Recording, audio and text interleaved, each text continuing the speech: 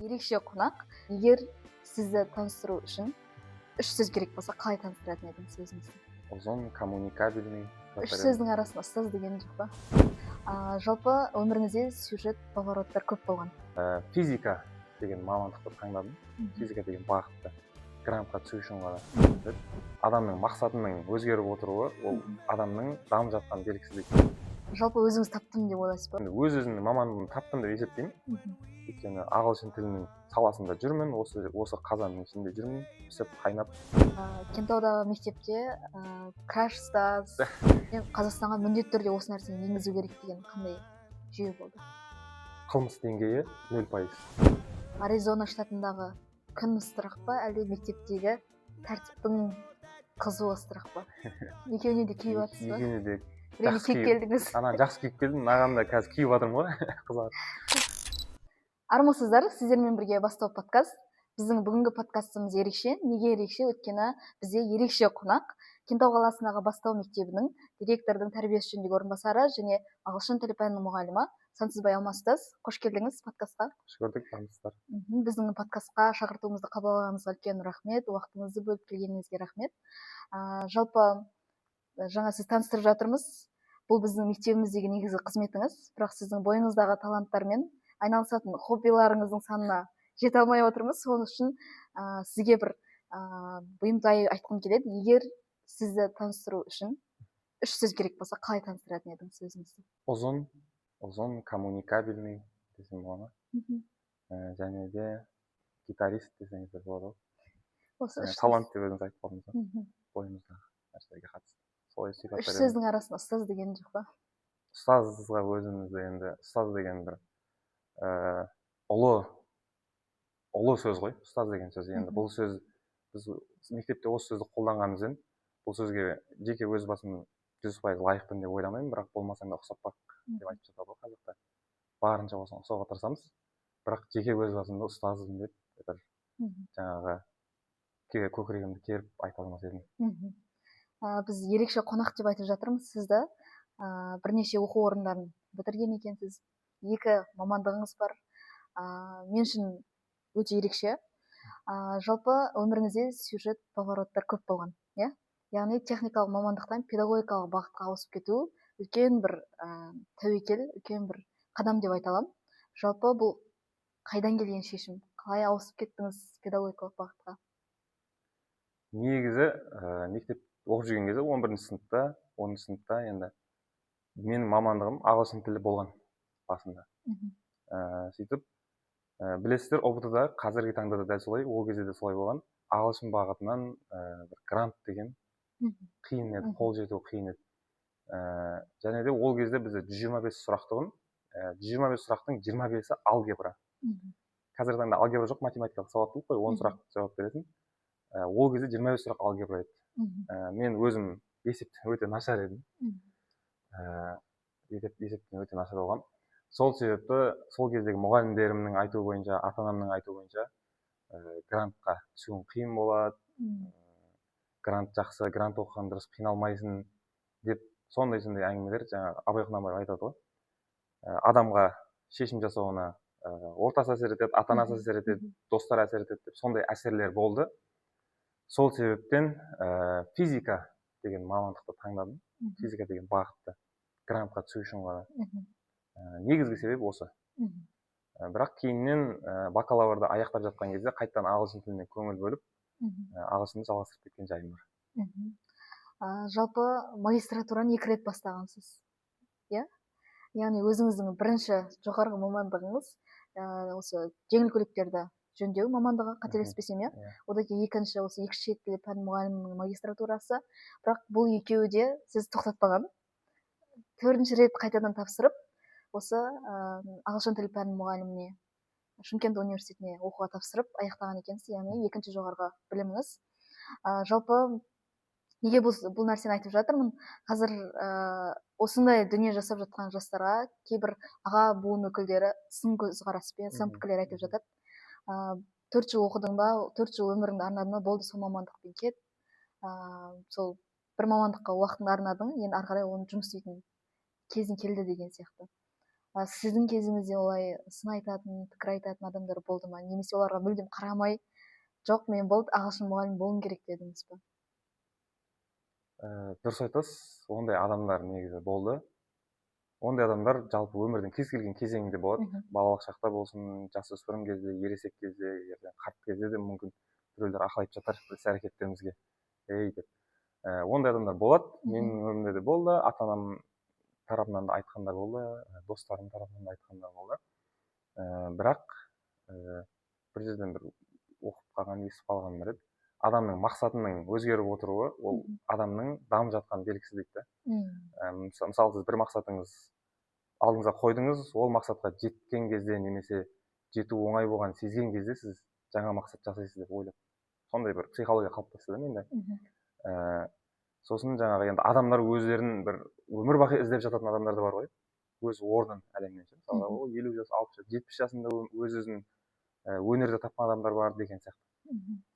Мен де өзімді сол басында мүмкін осы физикамен адам болып кететін шығармын деген бір ой болды да, сөйтіп соның магистратурасын оқыдым да. Бірақ сол кезде бір ой келіп, ақш бар, Америка құрама штаттарына кетсем студенттік немен, визамен деген ой келді. Сөйтіп сол жаққа шығып кеттім. Бірінші курстан екінші курстан жазды. Қарағандыда оқып жүріп? Иә, Қарағандыда оқып жүріп. Сөйтіп жүрген кезде мен сол жақтан келмей қойдым ғой оқуға. Бірінші магистратура сөйтіп тоқтап қалды. Келмей қойып, сонымен қанша уақыттан кейін қайттыңыз? Ол жақта 6 ай болдым. Негізі 3 айдан кейін қайтуым керек еді. 3 айдан кейін оқу басталатын еді, мен бірақ тағы 3 ай кешігіп келдім да. Жаңа жылға қарай мен осы қараша айының аяқ жағына қарай келдім. Мен негізі осы сұрақты қойғым келген. Сіздің орныңызда болса, басқа жастар қалып кететін еді. Неге сіз қайттыңыз деген сұрақ қойғым келген. Енді ақыры қалған екенсіз, бар жоғы 6 ай болған екенсіз, неге ұзаққа қалмадыңыз? Бұл жерде бірінші себеп негізі мен барған визамен 6 айға дейін қалуға рұқсат бар, заңды түрде. 6 айдан кейін заңсыз болып есептеледі. Бұл бірінші себеп болды. Екінші себеп, негізі жаңағы жастар қалғысы келеді деп жатсыз ғой, ондай ой менде де болған. Қалғым келді. Неше түрлі жаңағы варианттарын дейміз ғой, неше түрлі жолдарын қарастырдым, болатын, болмайтын. Сөйтіп бір жолдарды таба алғандай болды.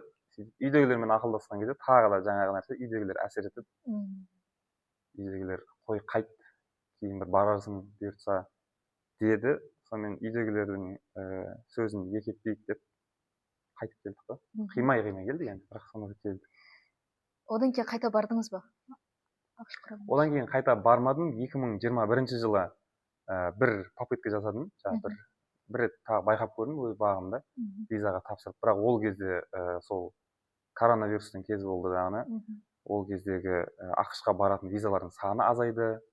Одан кейін жалпы мемлекеттер арасындағы осындай ұшып келу, ұшып кету саны да азайды. Сондай бір себептермен визаға құпталу берілмеді. Сөйтіп бара алмай қалдым. Содан кейін бірақ не істемедім, қайта тапсырып көрмедім. Енді бізде бастау түлектердің арасында, жалпы жастардың арасында қазір сіз айтып жатқан осы Work and Travel бағдарламасымен Америкаға бара жатқан жастар өте көп. Сіз оларға қандай ақыл кеңес айтар едіңіз? Қал деп айтасыз. Енді егер қалам деген оқушы болса, жастар болса, олармен де келсем, олар түсінуге болады. Мен өзім сол жерде жүріп, сол қазанда піскеннен кейін оларды түсінем. Қайтатын болса да, оларды да түсінуге болады. Яғни жаңа заңды түрде қайтып келуге мүмкіндік бар әрдайым. Одан кейін қалам десе де түсінер едім. Енді Америка құрама штаттары, білесіздер, шетел, мұхиттың ар жағы, көптеген заманауи нәрселердің барлығы сол жақтан келіп жатыр енді. Жаманы да бар ғой, бірақ жақсы нәрселер де көп келіп жатыр ол жақтан. Сол себепті ол жақта бір тартымдылық бар өзінің. Сол себепті екі жақты түсінуге болады. Өзіңіз қандай жұмыс жасадыңыз ол кезде? Отельный бизнес сферасы, ресторанның ішінде хост деген мамандық бар екен. Мен сол жаққа барып келдім. Хост деген біздегі ресепшнға ұқсайды, бірақ ресторанның ішінде. Ресторанның ішінде келген қонақтарды отырғызасыз. Официантқа тапсырып кетесіз, былайша айтқанда, официантқа тапсырып кетесіз. Келген қонақтарды қабылдап отырасыз, реттеп отырасыз. Яғни қонақтар қалай болса солай кіріп, ресторанға кез келген жерге отыра алмайды дегендей да. Мгм. Сіз қабылдап, күтіп алып, тіркеп, отырғызып, официантқа тапсырып, солай жасап кетесіз. Сондай бір хост деген мамандықта істеймін. Мгм. Сол елде болған кезде өзіңізге бір түйіп, бір принцип ретінде алып кеткен дүниеңіз бар ма? Бұл мен Қазақстанда тек осылай жүремін, немесе тек осылай істеймін деген. Мысалы осы қонақ үйде жұмыс жасадым деп жатырсыз, олардағы мәдениет, сервис деген сияқты, қызмет ету сапасы. Енді жаңағындай монетаның екі жағы да болады дейді ғой. Жақсы жағы да жаман жақтары да бар. Оны енді алғаш рет шетелге шыққан адам ретінде көрдім мен, байқадым. Жақсы жақтары, мысалға, ең бірінші жақсы жағы маған ұнағаны, жаңа өзіме алғаным, ол жақта кез келген адамның ойын бағалайды. Яғни кез келген адамның ойын құнды тұта алады, құрметтей алады. Сол бізде осы жақта кішкене аздау болғандай болып сезілді өзіме. Кім айтса да, өзіңнен 10 жас кішкентай, өзінен 20 жас кішкентай адамда өзінің бір ойын, пікірін айтып жатса, соны құрметтейді, сыйлайды. Мысалға, менікі дұрыс, сенікі қате деген нәрсе жоқ та ол жақта. Барынша біреу бірдеңе айтса, соны түсінуге тырысады ғой. Америка халқы ше, бір ұнайтын жері. Жаңағы бірдеңе айтып жатсаң, сені ақтап, сенікі қателеу болып тұрса, дұрыс қылғысы келіп. Енді оның қазіргі заманда кішкене бір нюанстар шығып жатыр ғой. Бірақ сол нәрсе өзімде қалған, өзіме түйген нәрсе. Біз жаңа айтып жатырмыз, сіздің бірінші жоғарғы оқу орныңыз ол Қарағанды мемлекеттік техникалық университеті, яғни техникалық мамандық. Екінші жоғарғы оқу орнында бітірген мамандығыңыз ол ағылшын тілі пәні мұғалімі. Ал осы педагогикалық бағытта қазір жұмыс істеп жатырсыз, яғни сонымен қатар біздің мектебімізде осы тәрбие жөніндегі орынбасарсыз. Жалпы осы біздің мектебіміздегі тәрбие саласы осы механикалық жүйе секілді басқару қалай болып жатыр? Соған ұқсай ма? Сол механиканы басқарудағы тәжірибеңіз, біліміңіз осы тәрбие саласына бір пайдасын тигізіп жатыр ма? Енді механика, мысалы мен оқыған мамандығым жеңіл көліктерді жөндеу және эксплуатациялау. Яғни эксплуатациялау деген пайдалану деген мағынаны береді. Жөндеу және пайдалану. Енді тікелей ол мамандық практикалық жүзінде енді бір тікелей жоқ ау әсері. Бірақ сол жақта жүріп төзімділік, сабырлылық, жаңағындай үйрету деген нәрселердің сол жақта болған нәрселер мына жақта да пайдаланылып жатыр. Енді жаңа жүйе деп айтып жатсыз ғой.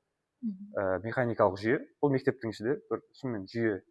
Оқушылар бар, оқушыларға қарайтын ұстаздар бар, ұстаздарға қарайтын арнайы бекітілген ұстаздар бар деген сияқты. Бұның барлығы жүйе. Бұл жақта да жүйе. И және жүйеде әр механизм маңызды. Мына жақта ұстаздар, оқушылар барлығы маңызды болған себепті бұл жақта да мысалы жүйеде бір темір дұрыс емес болып қалса, бір май жетпей қалса, жүйе кетеді, мына жақта да жүйе кетеді. Осылай салыстыруға болатын сияқты, басқалай енді. Енді мамандық деп өзіңіз қазір келесі сұрақ, жалпы өзіңіз таптым деп ойлайсыз ба? Өзіңіздің мамандығыңызды, немесе әлі де тәжірибесінде, әлі де ізденіңіз, үшінші мамандық оқиын деп жүрген жоқсыз ба? Енді жаңа басында айтып қалдым ғой, негізі ағылшын тілін таңдағанмын 10-шы сыныпта. Сол кезден ағылшын тіліне қызығушылық, ағылшын тілін оқуға құштарлық, сондай барлығы болды, үйрену. Сол кезден мен білгем өзімнің болашағым ағылшын тілімен байланысты болатынын. Яғни ағылшын ортада жүремін, ағылшынша сөйлеп жүретінімді білдім. Өсе келе студент болдық, студенттікті бітірдік. Сөйтіп жаңа шетелге шықтым. Сөйтіп шетелден келген кезде осы енді шетелге қайтадан бару мүмкіндіктерін жасап көрдім, болмады дедім ғой. Содан кейін осы кем дегенде мен осы ағылшын тілін осы жерде Қазақстанда болсын, өзімді ағылшынмен байланыстырайын деп, ағылшынды үйрету деген ой келді. Сөйтіп ағылшын тілінің мұғалімі болмасқа, неге болмасқа, педагог болмасқа деп сондай бір шешім қабылдап, осылай жасадым. Енді өз-өзімнің мамандығымды таптым деп есептеймін. Өйткені ағылшын тілінің саласында жүрмін, осы қазанның ішінде жүрмін, пісіп, қайнап. Сол себеп өзіме ұнайды. Жаңағы жұмысқа барып келеміз, шаршағаның білінбей қалады, жұмыстың уақыттың өтіп кеткені білінбей қалады. Бұның барлығы сол жұмысты жақсы көріп істегеннен деп ойлаймын. Ағылшын тіл пәнінің мұғаліміне келдіңіз, оған дейін сіздің ағылшын деңгейіңіз қандай болды? Негізі оңай сала емес пе ағылшын тілі? Студент кезде, сол 4-ші сынып 4-ші курсқа дейін ағылшынды қатты оқымадым. Ол кезде бір енді бір pre-intermediate болған шығар. Pre-intermediate бізде қазір A2 деп айтсам болады. Көріп жатқан адамдарға. Одан кейін сол 4-ші курста қатты оқыдым. Бір 7 айдай тоқтамай оқыдым. Сол кезде intermediate деңгейін бітірдім. B1-ді бітірдім. Сосын шетелге шығып келіп жүріп, өзім оқып жүріп, тағы келіп оқып жүріп, upper intermediate деңгейі қазіргі таңда. Сол кездегі деңгейлерім бір орта деңгейлер ғой. Pre-intermediate, intermediate осы жерлер. Орта деңгейлерде болды. Ағылшын тілін жетік меңгеру үшін сізге қанша уақыт керек болды сонда? Енді сол кезден оқыған кезімнен бастап есептейтін болсақ, бір 5 жыл болып тұр ғой. Ал қазіргідей болу үшін. Бірақ енді өмірдің соңына шейін оқу керек қой. Қазір біз енді Инстаграмда, рилстарда болсын, тиктокта жастар айтып жатады ғой, 2 айда деңгейіңді мына деңгейге көтереміз, 3 айда көтереміз деген. Бұған көзқарасыңыз қалай? Бұл шынымен негізі бар нәрсе ме? 2 айда ағылшын тілін меңгеріп шығу деген. Енді жеке өз басым ол видеоларды көрмеппін. Немесе қалай оқытатын, не оқытатындарын сұрап қызығып көрмеппін. Бірақ енді оңай жерде нан жоқ деп айтып жатады. Қазақта да оңай жерде нан жоқ. Кез келген нәрсені кемеліне жеткізіп, сол нәрсенің ақысын беретіндей меңгергің келсе, бәрібір уақытының көп бөлігін арнамай ол нәрсе бұйырмайды. Бұл өмірдің заңдылығы, қатып қалған заңдылық, Құдайдың жаратқан. Мысалға өміріңде қаншама айлар бар, оның 2 айын ғана арнап, ағылшынды мықты сөйлеп кету, ол шындыққа жақын емес деп ойлаймын. Мүмкін олардың айтуы бойынша төмен деңгейде мықты меңгеріп шығатын шығарсың 2 айдың ішінде. Бірақ толықтай жақсы біліп кету үшін, жақсы меңгеріп кету үшін өмірдің соңына дейін үйрену керек. Жалпы ағылшын тілін меңгеру үшін адам бойында қандай қасиеттер болу керек? Енді бұл тіл саласы болғаннан кейін біріншіден адам экстраверт болу керек қой, барынша экстраверт деген сөз ғой, жаңағы ашық, ішіндегісін оңай шығара алатын адам, ішіндегі ойын оңай жеткізетін, біреудің ойын тыңдай алатын, сондай қасиет болу керек деп ойлаймын ең біріншіден. Өйткені тіл саласы болғаннан кейін сөйлеу керек, бұл жерде қарым-қатынас болу керек, ақпарат алмасу болу керек. Осы қасиеттер болу керек. Одан кейін басқа кез келген салаға керекті табандылық, ізденіс, қарапайым болып естіледі. Енді еңбекқорлық деп айтып жатамыз, бірақ бұндар ауыр нәрселер ғой, маңызды нәрселер. Ал ағылшын тілін меңгеру үшін күніне қанша сағат уақытын бөлу керек? Әркімге әртүрлі деп айтсақ болатын шығар. Мысалы біреудің қабылдауы мықты, біреудің қабылдауы төмен. Бір адамдардың жерде талант деген нәрседе кішкене рөл ойнайды. 1% талант 99% еңбек деп жатады ғой. Талант кішкене рөл ойнайды. Таланты бар адам тезірек үйренуі мүмкін басқа таланты жоқ адамға қарағанда. Мысалға мен тіл саласына жақын болғаннан кейін мен жеңіл үйрендім деп айтсам болады. Мысалға математика саласына жақын ұстаздар, немесе басқа не десек болады, тарих басқа бір салаға жақын ұстаздар, оларға кішкене ұзақтау уақыт керек болуы мүмкін. Бірақ орта есеппен алатын болсақ, күніне негізі бір 30-40 минут арнайтын болса, шынымен. Күнде? Иә, күніне тоқтамастан. Онда 1 жылдың ішінде жаңа орта деңгейге шейін жетуге болады. Біз өз сөзіңізде айтып кеттіңіз, талант деп, сіздің бір талантыңыз гитара тартасыз. Кентаудағы мектепте краш ұстаз, гитарист ұстаз деген секілді сондай бір өзіңіздің керемет бір қасиеттеріңізбен танылғансыз. Жалпы бұл сіздің осы тәрбие жұмысын жүргізуде кедергі туғыза ма, әлде керісінше өзінің пайдасын тигізіп жатыр ма? Пайдасын тигізеді деп айтқан дұрыс ау. Өйткені бұл оқушылар бұл гитараны көргенде де, ән айтып жатқанды көргенде де, бәрібір олар жаман нәрсе үйреніп жатқан жоқ. Жаман нәрсе емес. Өнер адамның креативтік деңгейін бәрібір дамытатын, немесе сол нәрсеге қызығушылығын арттырады, сондай нәрсе ғой. Сол себепті бір кедергі келтіреді деп ойламаймын. Жеке өзіме де кедергі келтіріп жатқан жоқ. Солай жауап беріп жібердім. Күшті. Енді сізге келесі сұрақ. Бірнеше елдерде болдыңыз, оның біріншісі өзіңіз атап өттіңіз, work and travelмен. Осы Америка құрама штаттарында болдым дедіңіз, одан кейін екіншісі қателеспесем Біріккен Араб Әмірлігінде, Дубайда болғансыз, одан кейін Түркияда болғансыз. Түркияға қыдырып барған ғой. Ал Дубайға жұмыс істеп бардыңыз. Иә. Оған ол елге қандай, тарихы қандай ол елге барудың? сол бәрі бір бірімен байланысты. Америкадан келгеннен кейін мына шетелден келген шетелде жұмыс істеп келген немесе оқып келген адамдар болса, мен түсінетіндер осы жерде культурный шок деген термин бар. Мәдени шок дейміз ба қазақша. Екі жақтың атмосферасы, екі жақтың өмір сүру салты барлығы екі түрлі. Және де соған үйрене салмайтын жағдайлар болып жатады. Менде де сол нәрсе болды. Келгеннен кейін үйрене салмай жаттым. Бір ағылшынша сөйлегім келіп тұрады. Бір ағылшындардың санасы керек болып тұрады. Жаңағы солардың пікірлері керек болып тұрады. Қазақтардікі емес. Енді сәл бір түрлі айтқан шығармын, бірақ дұрыс жағынан түсініңіздер. Сөйтіп осындай жағдайлар болды. Үйде бір айдай жатып қалдым мен. Шықпадым еш жаққа. Үйдегілер шығарамады, бөлмеге жатып алдым. Сөйтіп жаңағы ол кезде жаңағы инстаграмдар бар кездер ғой. Ақтарып жатты осындай шетелге жұмыс істеуге болады. Біреулер шетелде жүргендерін салып жатады. Дубай, Біріккен Араб Әмірліктері, Дубай қаласы шықты видеоға. Сонымен не керек? Интернетке кіріп ақтара бастадым, зерттей бастадым. Әр отельдің, әр қонақ үйдің өзінің сайты болады. Сайтына кірсеңіз, ішінде жаңағы вакансии деген жер болады. Бос жерлер. Сол жерге кіріп хабарласа беруге болады. И резюмемді істеп, сол жаққа хабарласа бердім. Бір айда күттім оны тағы да. Бір айдың ішінде жауап келді. Белгілі бір сатылардан өтесіз, интервью алады сізден. Онлайн түрде жүреді барлығы. Сөйтіп жұмысқа алды. Сөйтіп мен қараша айының соңына қарай келсем, қаңтардың орта жағына қарай мен Дубайға қарай жұмысқа кеттім. Бұл қай жыл? Бұл 2019-да ақш-тан келсем, 2020-ның басы болып тұр ғой сонда.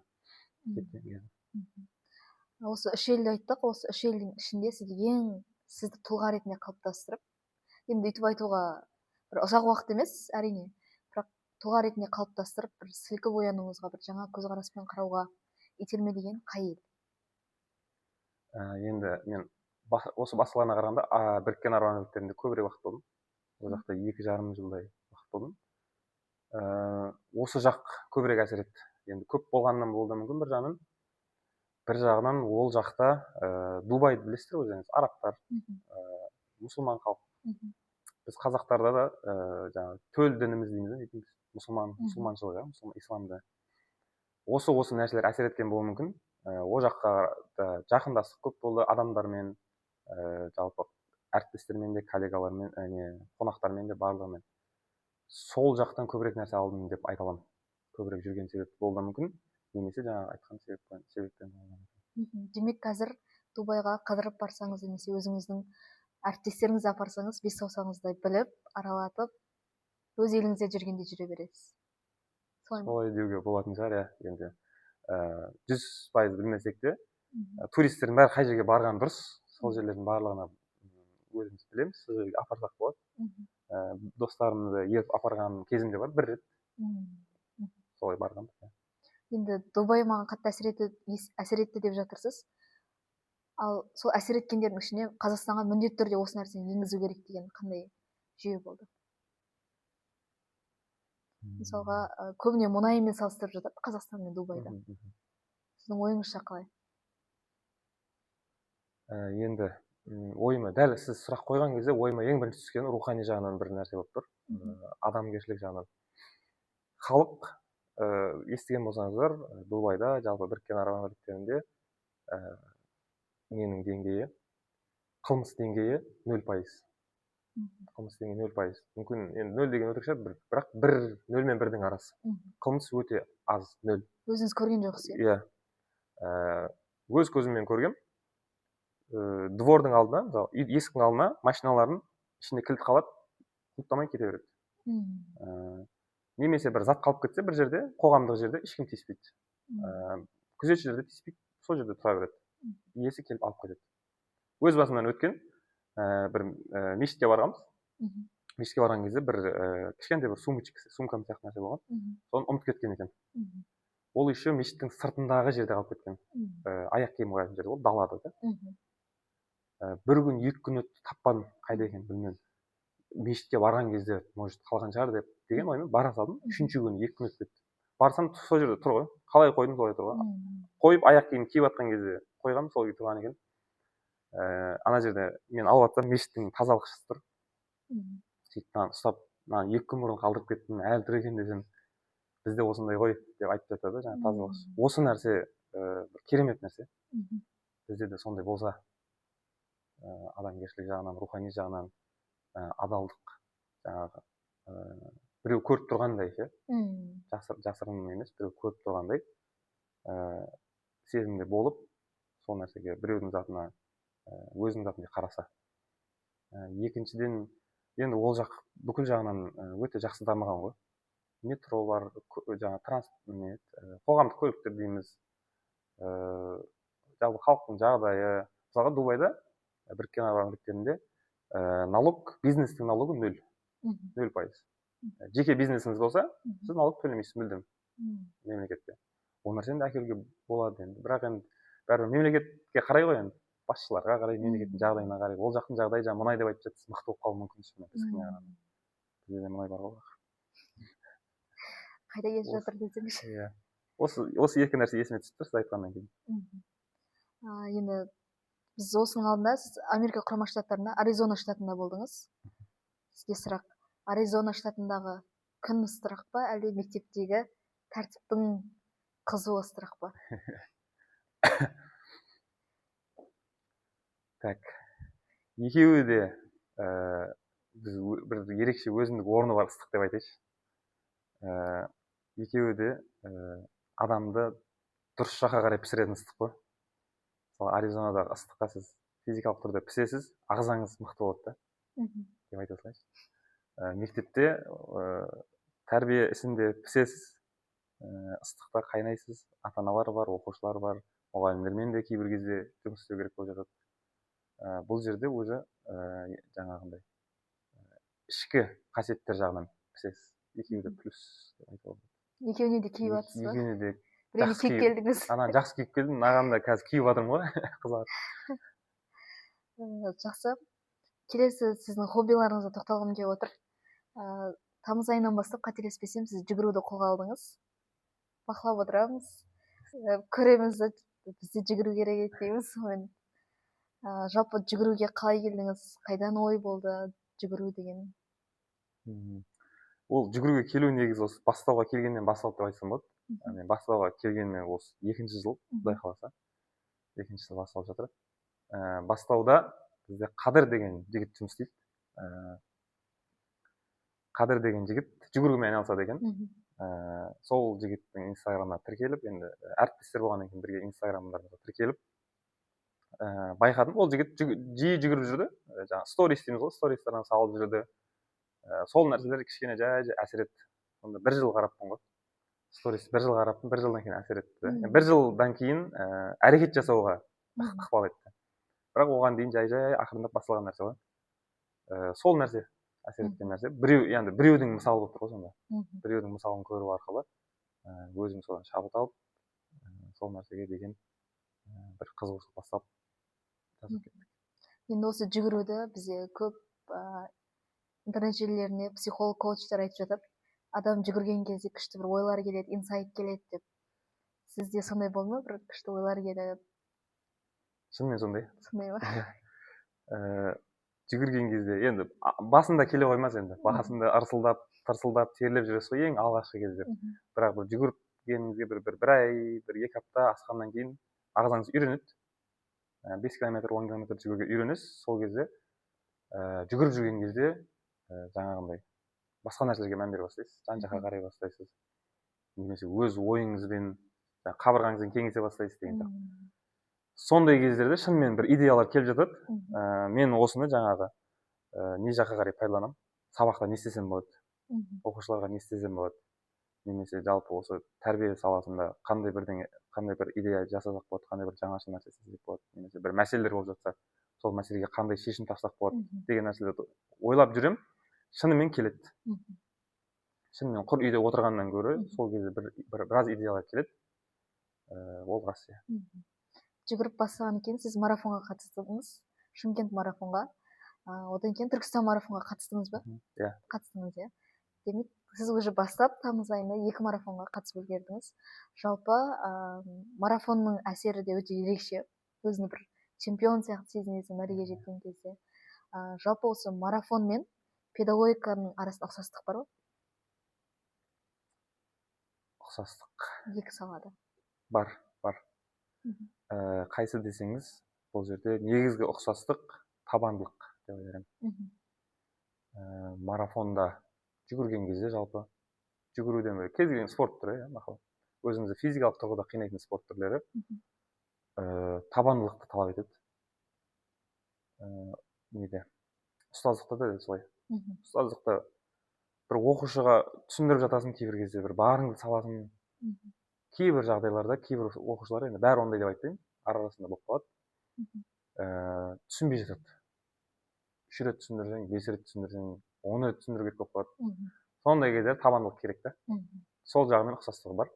Сіздің хоббиларыңыз туралы айтып жатырмыз.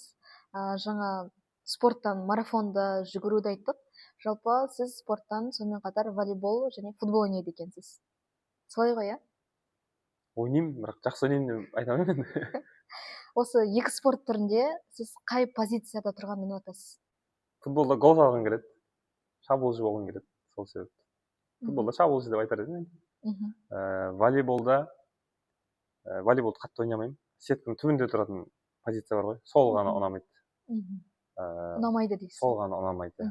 Сол жерде ойнамадым, білмеймін неге екенін. Уақыт керек шығар. Бірақ қалғандарында жаман емес.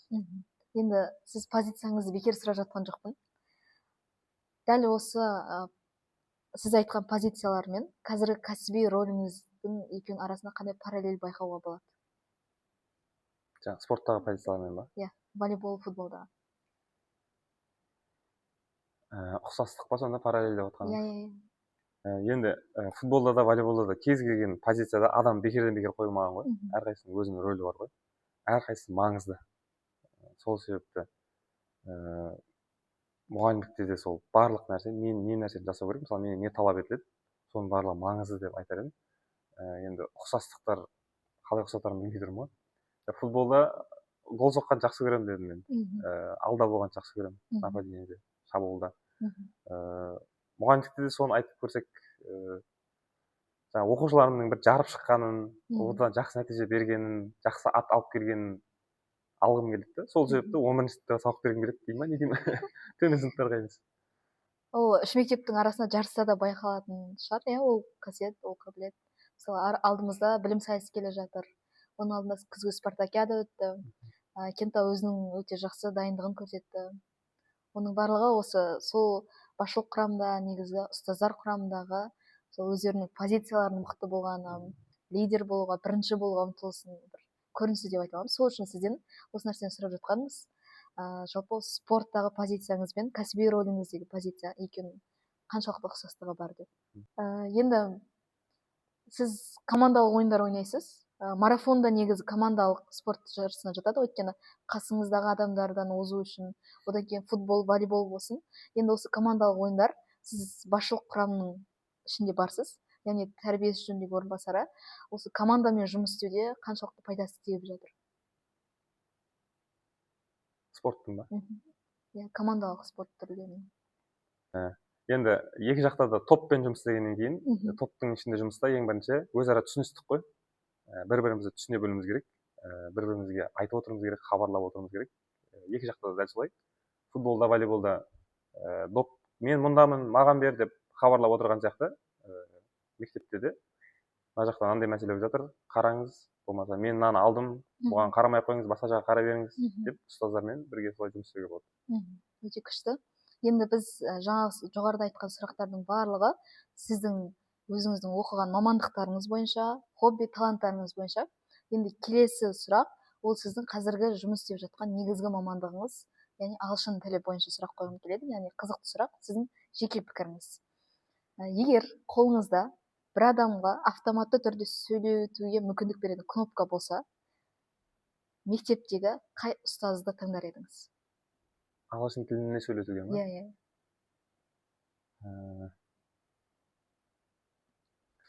Енді ағылшын тілін үйренгісі келіп жүрген ұстаздарға басар едім ол кнопканы. ағылшын тілін үйренгісі келіп жүрген ұстаздарымыз бар бізде. Қай ұстаз? Бізде Құрбанкүл деген ұстаз бар. Қазақстан тарих пәнінен беретін өте керемет ұстаз. Сол кісі жан жақты ұстаздарымыздың бірі.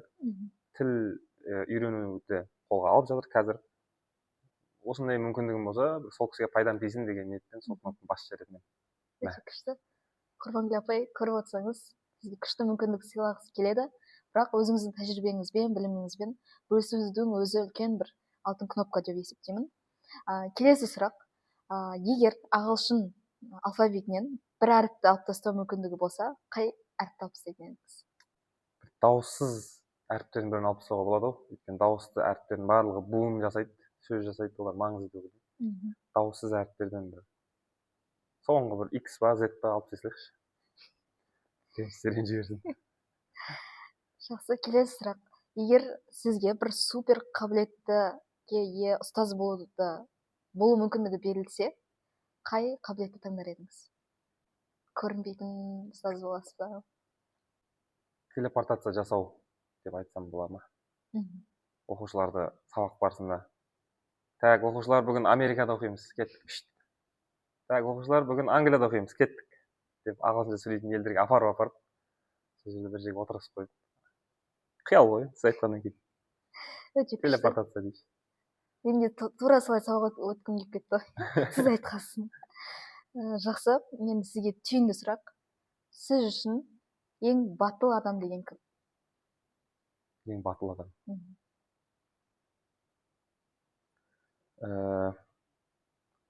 Мына нәрсе ойыма келіп тұр.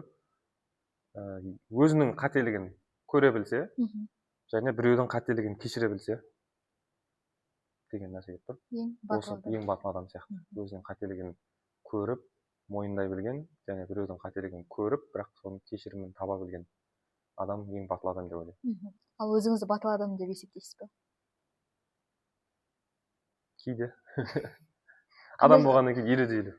Кейде батыл болып кетеміз. Кейде тартыншақтап қаламыз. Жақсы, өте керемет. Біз ендеше подкастымызды қорытындылайық. Біздің шақыртуымызды қабыл алғаныңызға үлкен рахмет.